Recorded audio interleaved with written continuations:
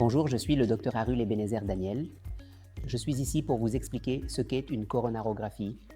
Alors, qu'est-ce qu'une angiographie?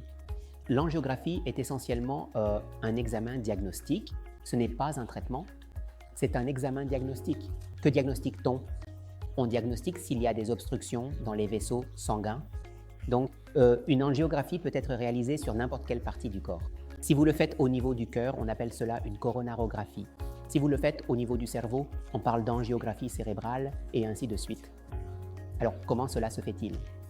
Cela peut se faire de deux manières différentes.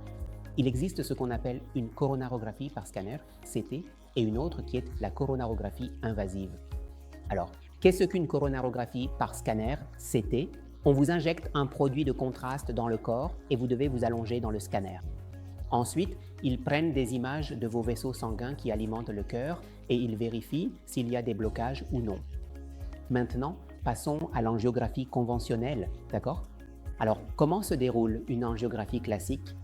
Donc, nous accédons aux vaisseaux sanguins soit par la main, soit par la jambe et nous insérons un cathéter qui va directement jusqu'au cœur.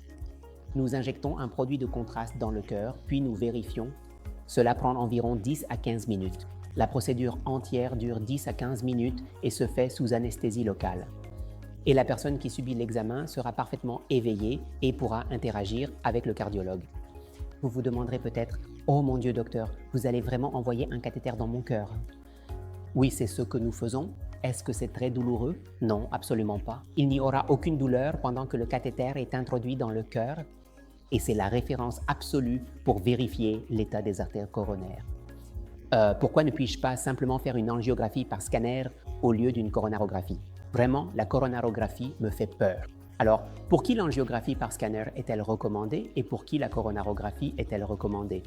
Donc, l'angiographie par scanner est essentiellement recommandée, tout d'abord, pour ceux qui ont vraiment peur, vous savez, que des cathéters soient insérés dans leur corps.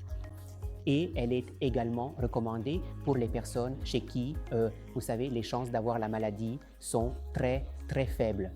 D'accord, les jeunes qui ressentent une gêne thoracique vague, qui ont vraiment peur, vous savez, pour leur cœur, se demandant s'ils vont avoir une crise cardiaque ou non. Donc pour eux, l'angiographie par scanner est une procédure très très simple et non invasive.